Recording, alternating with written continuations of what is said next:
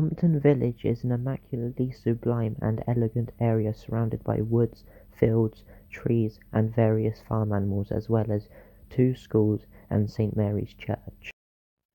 Compton is a countryside village and small parish of 1,863 acres on the southern slopes of the Downs.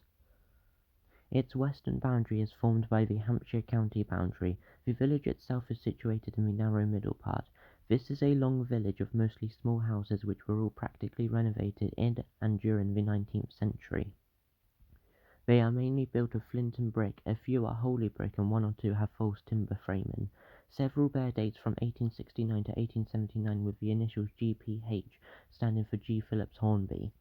The only house showing signs of age is the manor house, an L-shaped house near the south end. It is of flint and brick and has been largely restored. The parish church stands east of the village. About 1.5 miles north of the village is Littlegreen Farm.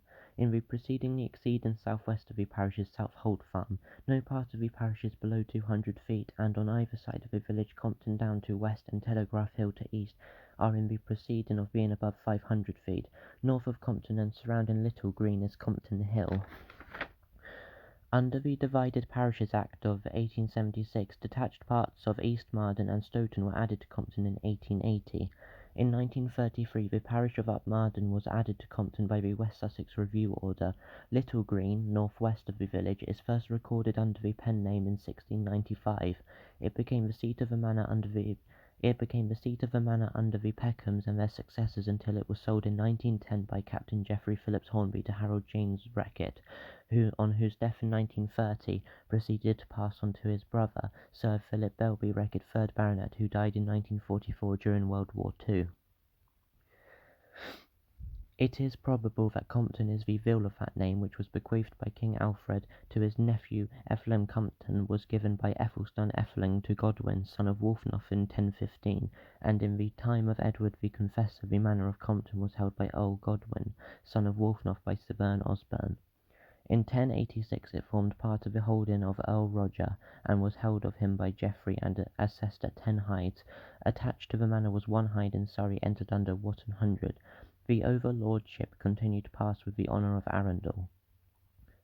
By the beginning of the 12th century, a Mesne lordship had been established in the St. John family as part of their lordship of Holnaker, and the preceding grant of Compton Church to Lewis Priory by Roger St. John being confirmed in Archbishop Ralph's charter of 1121, and later by Roger's son William, who was born in 1171 and died in 1183.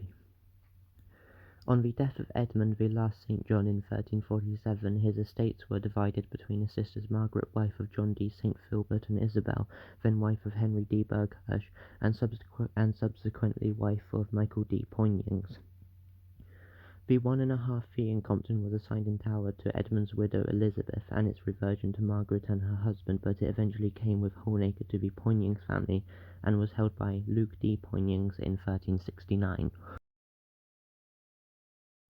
The 1.5 fee in Compton, held by Peter D. Weltham in 1316, seems to have been in the hands of his widow Isabel in 1327, but in 1329 the heirs of John D. Mown held 1/4 fee in 1336.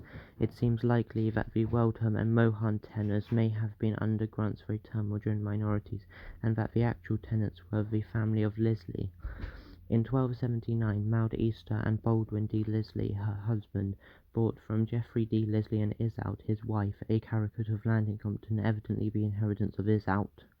Their son Baldwin was dead by 1307, when his widow Joanne claimed 1/3 of the manor in dower against Peter D. Weltham and Isabel, his wife, who called to warrant Baldwin's son John, then underage.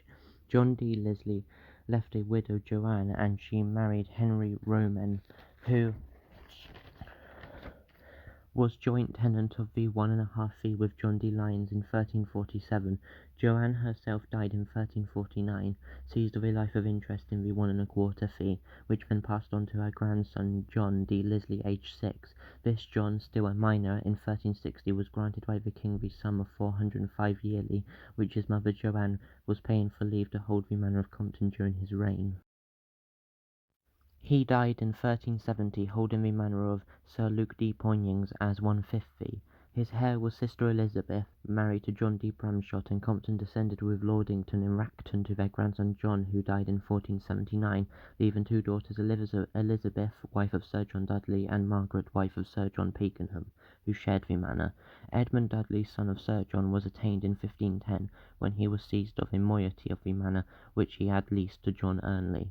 The latter's son, William Ernley, in 1531 acquired from Sir John, son of Edmund Dudley, what is described as 1/3 of the manor, but his eldest son Francis, who died a minor in ward to the king in 1547, held in Compton lands worth £6.13, held of Sir Matthew Brown, as of his manor of Compton. These lands may have come to Joanne Everard 1550 and her grandson Edward Bannister, who died in 1606, holding 200 acres in Compton of the manor of Hornacre. Sir John and Margaret Pakenham had a son Edward, who left two daughters, Elizabeth, wife of Sir Edward Mervyn, and Constance, wife of Sir Geoffrey Pole. When they divided the estate in 1529, the moiety of Compton passed to Elizabeth and Sir Edmund Mervyn, who in 1550 settled the manor on their son Henry on his marriage with Edith Windesser. The memorial descent now becomes obscure and is complicated by the existence of another manor of Compton. This was granted in 1461 by the king to Thomas Thorne, king's squire, and Eleanor, his wife, who was formerly wife of Sir Thomas Brown. The estate of Littlegreen is an exceedingly and historically significant piece of building. It used to be a manor, and many people had owned it and lived in it. After that, it had actually become a place where an inventor made his inventions, including various goods. And then, after that, it was changed to a boarding school, and also a home for children in the 1950s, and is today a special educational school.